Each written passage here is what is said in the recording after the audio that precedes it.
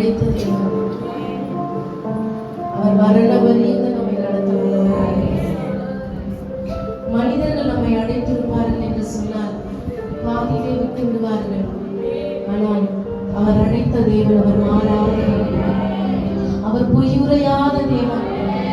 அவர் உனக்கு சொன்னதை செய்யும் அளவு உன்னை கைவிடுவதில்லை என்று வேதம் சொல்கிறது. ஒருவேளை ஆண்டவர் நம்மை காணாதவர் போல இருக்கலாம். ஒருவேளை நம்முடைய வாழ்க்கையில் அப்புறம் போகிறவர் போல அவர் காணப்படலாம். ஆனால் அவருடைய கண்கள் ஒவ்வொரு நாளும் நம்மை மாத்திரம் நோக்கி கொண்டிருக்கிறார். சொல்லுங்க ஆண்டவர், என் வாழ்க்கையில் உங்க சித்தம் நிறைவேறணும். நான் ஒரு விசுவாசியா இருக்கிறேன். நான் ரட்சிக்கப்பட்டது போதாது அப்பா.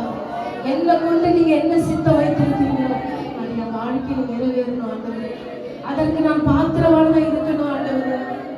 என்னை எடுத்து பயன்படுத்தி நல்ல கேட்கணும் ஆண்டவர். நான் என்ன செய்யணும் நீங்க சொல்லித்தாங்க ஆண்டவர். யாவைக்குரிய வாழ்க்கையில் அடுத்த கட்டத்தில் நான் எப்படி எமக்காக எழுதி பிரகாசிக்க வேண்டும் ஆண்டவரே. அனலும் இல்லாமல் குளிரும் இல்லாமல் அப்பா இந்த உலகத்தில பாதியும் ஆவிக்குரிய வாழ்க்கையிலும் பாதியும் ஆண்டவரே நான் வாழ்ந்த வாழ்க்கை போதும் ஆண்டவரே.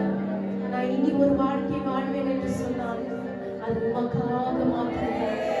என் வாழ்க்கை முழுவதும் நான் உமக்காக மாத்திரதான் வாழ்வேன். உண்மை மாத்திரம் நேசிப்பேன் அப்பா. உங்களுடைய சித்தத்தை மாத்திரம் அறிந்து அந்த பாதையில ஓடக்கூடிய ஒரு இருதயம் என் இருதயத்தில் ஆண்டவரே நான் எடுத்த தீர்மானங்கள் நிறைவேற்றப்படட்டும் ஆண்டவரே.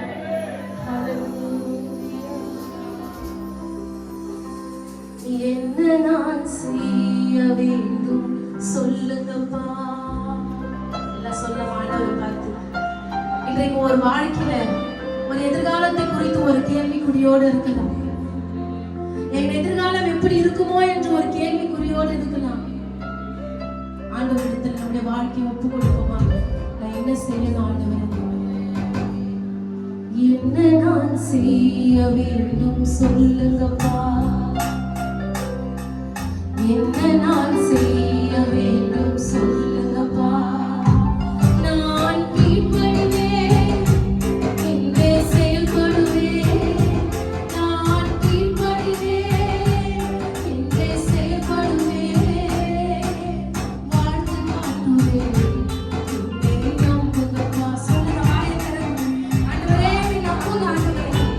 நான் உங்களுக்காக வாழ்வேன் ராஜா.